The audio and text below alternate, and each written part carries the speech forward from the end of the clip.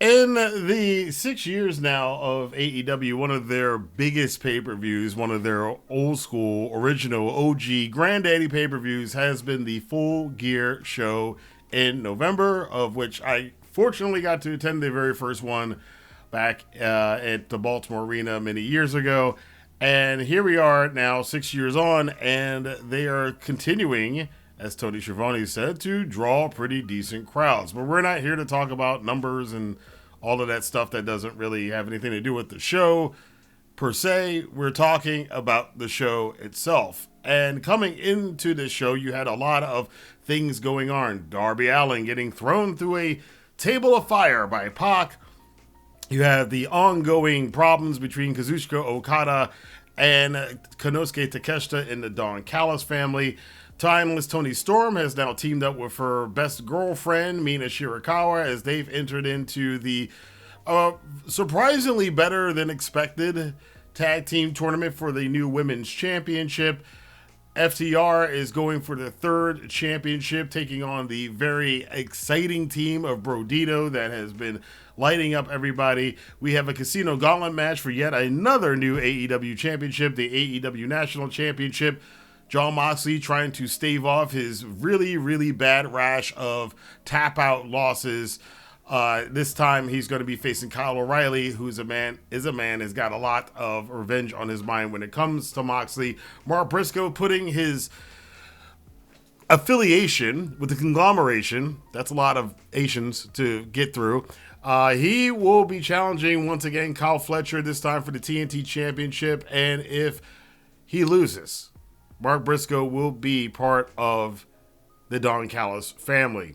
We also have this ongoing thing still with the Don Callis family, probably the number one heel faction in AEW, as they, continue their war against Kenny Omega and anybody Kenny Omega affiliated.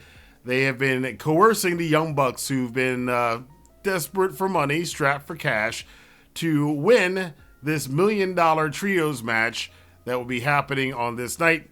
And Kris Statlander, Mercedes Mone continue their series of matches, which have been some of the best women's matches of the past couple of years. That continues now with Kris Statlander as the champion, defending the AEW Women's Championship against Mercedes Mone and Samoa Joe, once again back in the AEW World Title picture, challenging Hangman Adam Page in a rematch because he claimed their match at the last pay-per-view was a fluke.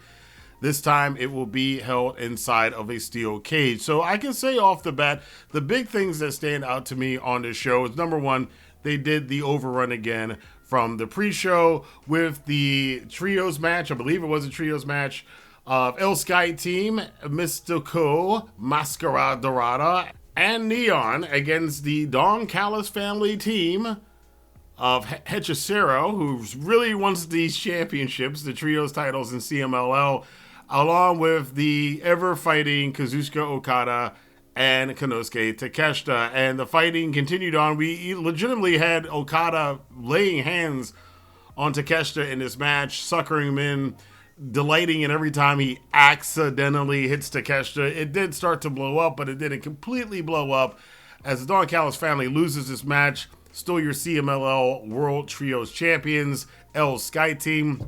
But this wouldn't be the last that we would see of this very well done Takeshita-Okada rivalry. Pac defeated Darby Allin in a match that officially kicked off the pay-per-view matches of the night. Darby Allin wrestling with second-degree burns, legitimate second-degree burns on his body, getting rubbed on the mat, getting the pain and nastiness, the sadisticness of him and Pac came out in this match.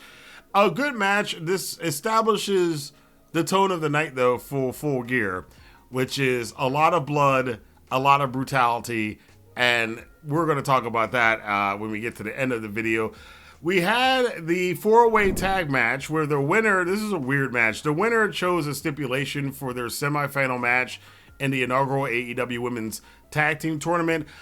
I thought probably, now this is just some backseat booking. I think if you were going to do this kind of match, it probably would have been more interesting to already had the semifinals and to have like a double count out for both matches.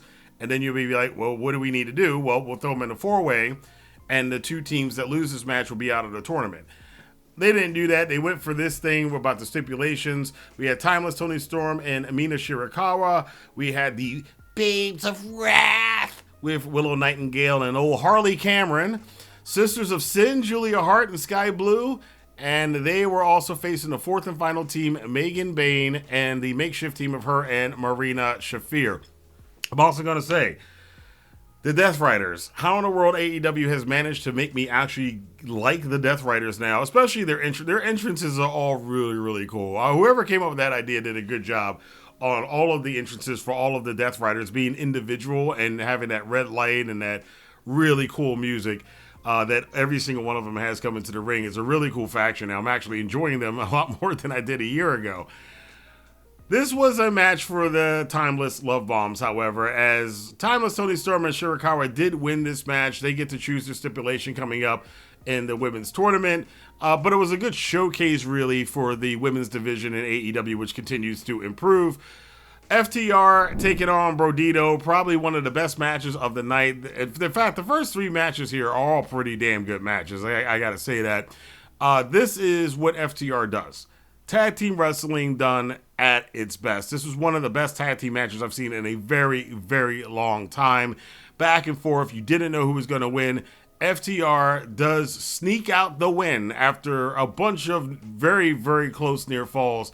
They are your new 3-time World Tag Team Champions, setting the record and matching the record and solidifying themselves as a legitimately not only a legitimate tag team, obviously FTR were, but they're teaming with Stokely, Big Stoke, who even had his own little video package in the ring entrance, which was pretty funny. That they have surprisingly worked. I saw the teaming up of FTR with Stokely at the beginning, and I think a lot of us didn't expect much out of it. It was probably going to be another one of these AEW things. They'll try it for a couple months and then just drop it. But no, they've actually worked pretty well, and it has led FTR back to the top of the tag team mountain. We had the Casino Gauntlet match for the inaugural AEW National Championship. It started out with Bobby Lashley and Shelton Benjamin of the Hurt Syndicate, who both won their play-in matches, I guess you could say. Bobby Lashley defeating Ricochet. That would come back to haunt us all, including Ricochet, who was the number 3 entrant. Again, the Casino Gauntlet match in AEW is kind of like a reverse Royal Rumble.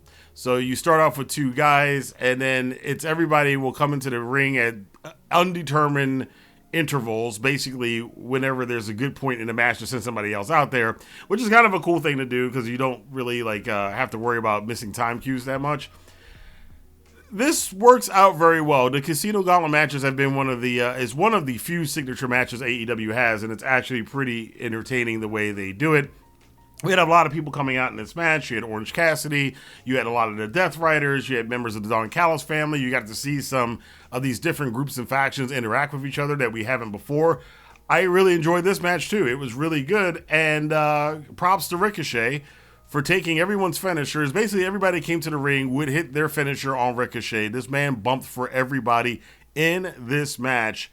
And it did wind up benefiting him because Ricochet, against all odds, with the Hurt Syndicate fighting each other, with the Jet Speed fighting each other, with the Don Callis family fighting the Hurt Syndicate, and all this crazy stuff going on, Ricochet, along with his little buddies there, the Demand, they wind up helping Ricochet win the match. He pins Kevin Knight, and Ricochet is your first AEW National Champion, which that championship belt looks suspiciously like the NWA World Television Championship from back in the day, and also the one that Billy Corgan's NWA is using right now.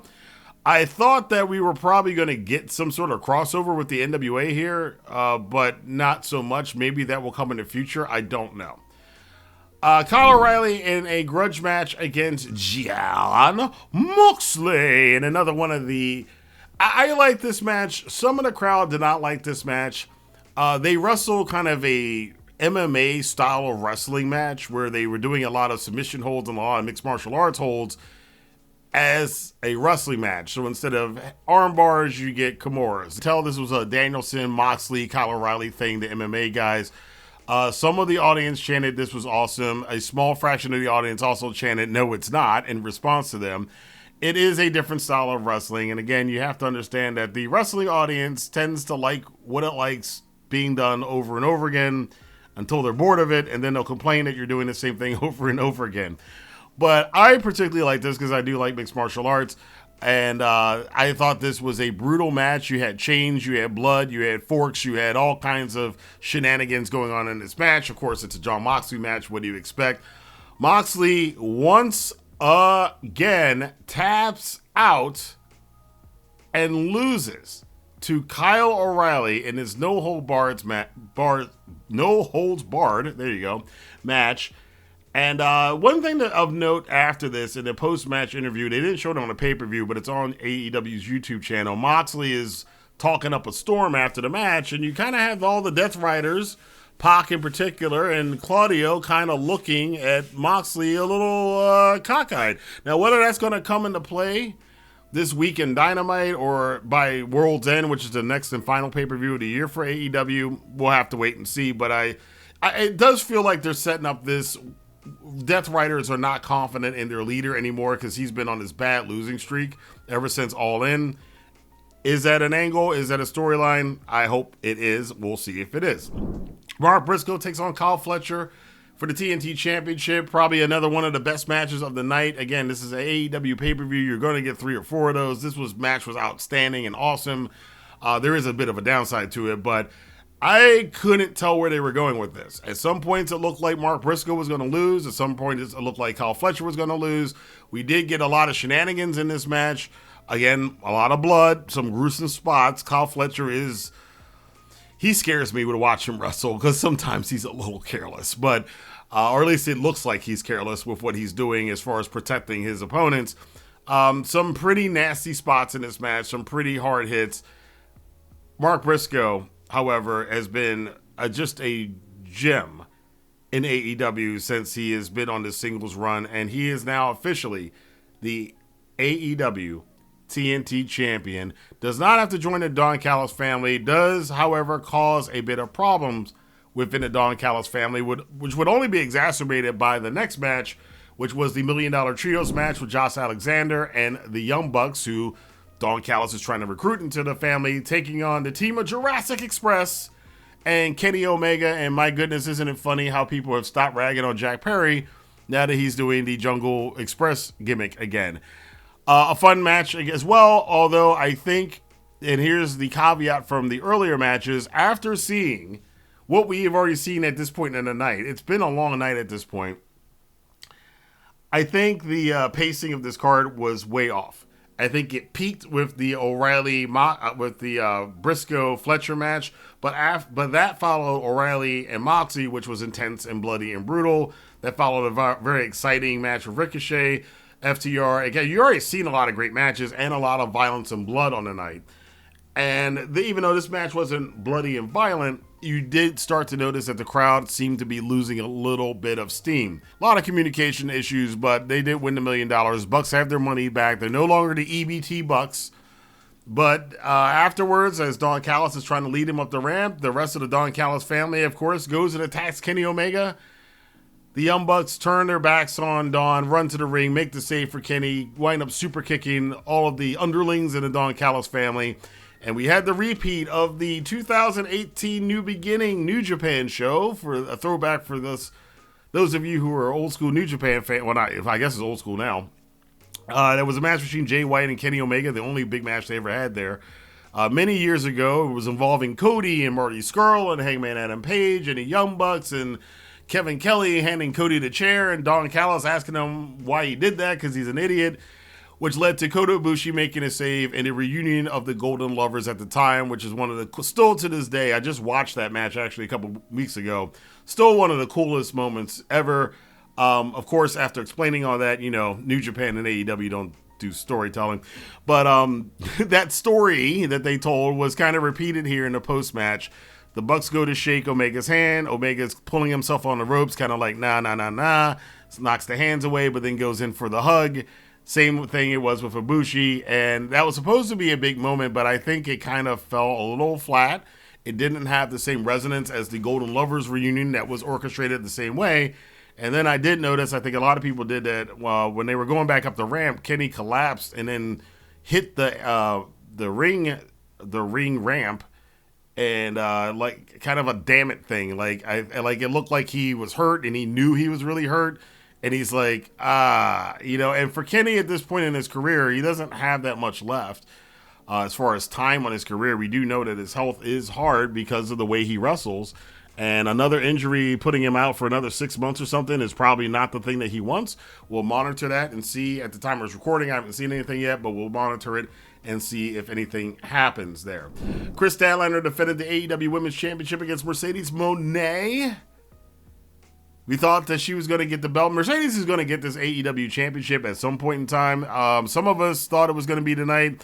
Others of us thought, and I agree, that it would probably be best to put over Statlander in this match. She needs to win more than Mercedes does. And although this match was not as good as their prior 2 matches that they wrestled that we've seen that were really, really good matches, it was an excellent match. And I think the ending is really what made it stand out. And again, you're dealing with a crowd. We're approaching midnight here on the show that started technically at 8, and really the pre-show, if you go back about 6:30, 7 o'clock. This crowd has been here for almost 6 hours, and we're nearing midnight. And they managed to keep the crowd into it somewhat, but this is what I talk about pacing of a show. And I talk about AEW shows being too long. You want the crowd to kind of reach a peak. When your semi-main event and your main event matches are going on, you don't want them to have already peaked. There was a bit of crowd fatigue on this show, definitely, and something AEW definitely. I don't know if they're ever going to change. Tony Khan wants to do what Tony Khan wants to do, but again, as always, these pay-per-views are too long, in my opinion. You can see it in the crowd reactions, and that's just it. But it doesn't take away, again, from how excellent this match was. Kris Statlander did defeat Mercedes Mone and retain the Women's Championship. It is necessary. You need to build up stars. I don't know if this is necessarily the lady that Mercedes brought with her to AEW to do the booking for the women's division, but the booking in the women's division has been pretty damn good, and this was another example. A great idea. Mercedes is still going to have to hold out. She can't quite get that AEW championship. She's gotten all the rest of them. Can't get that AEW championship. What the plan they have for that, I'm curious to see what they're going to do. Because again, I think we all kind of know Mercedes eventually will win that title. Probably after she loses all the other ones, but that's a ways down the road. Main event in a steel cage for the AEW men's heavyweight championship, not the men's women's championship, the men's heavyweight championship. Hangman Adam Page, the Rick Grimes of pro wrestling, defending against Samoa Joe, the Godzilla of pro wrestling. And again, another thing with the crowd being kind of, exhausted at this point, Hangman's trying to get them back into it at a point in time. Going into this cage match, they should have been rabid, and they really weren't. So that is, again, probably to the crowd. I will say this felt more like a storyline kind of match, and what I mean by that is that this is not really focused on this match being a great end of a feud or a great one-on-one match. This is a brawl. Of course, it's blood. It's a cage match. It's AEW. There's going to be blood. And I don't know who got the blades on this night, but everybody was bleeding buckets. Katsuyori Shibata, Will Hobbs, they came down, they did the shenanigans, and Joe wins the title. Now, there's a big surprise came after the match, and a lot of people speculated, was Jay White going to play a part of this? Is Adam Copeland coming back? But it was not. It was Swerve Strickland, who I've been waiting for him to get involved with this. He's been away for the entirety of Hangman Page's title run. And as soon as he was there when it started, and he shows back up in AEW when it ends, brand new theme music for Swerve.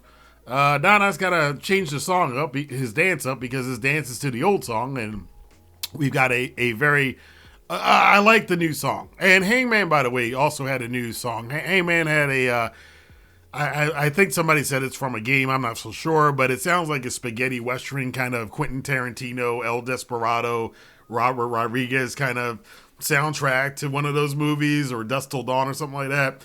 It's really cool. It really fits Hangman Page. I dig the new theme music for him and Swerve.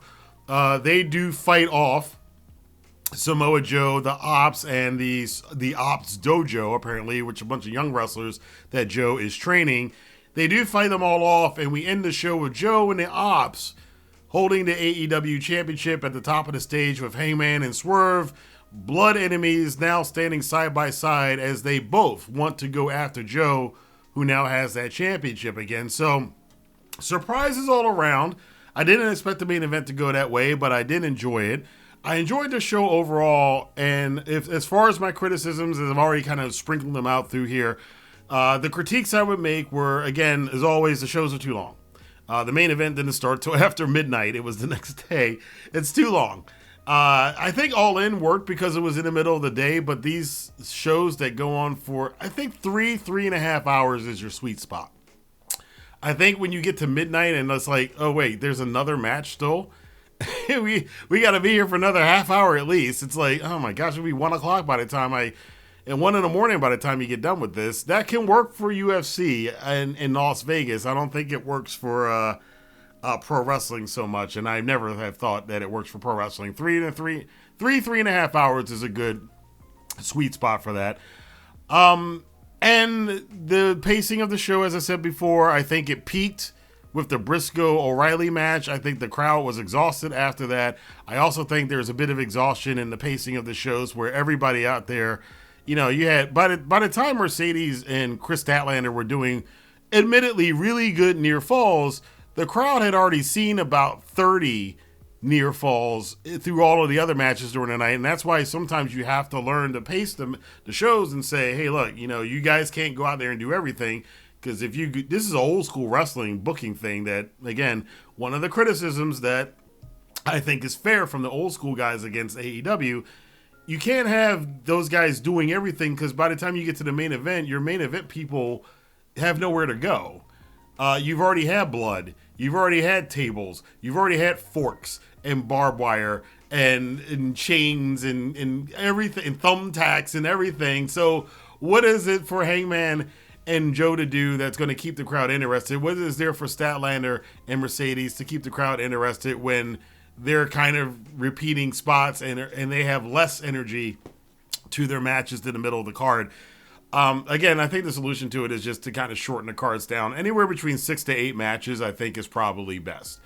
And that's the main criticism. And this also, however, goes to something I will mention in the company grade videos, which are coming out next month in December as we get to the end of the year.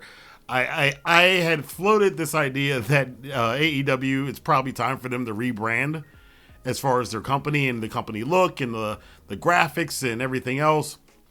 Their content does not match their graphics. I will continue to talk about this. And after watching Full Gear with as much blood and everything that I just mentioned, blood and forks and fire and all kinds of, like Kyle Fletcher at one point set up the screwdriver in the turnbuckle sticking up in the air I gotta get my words out on this one.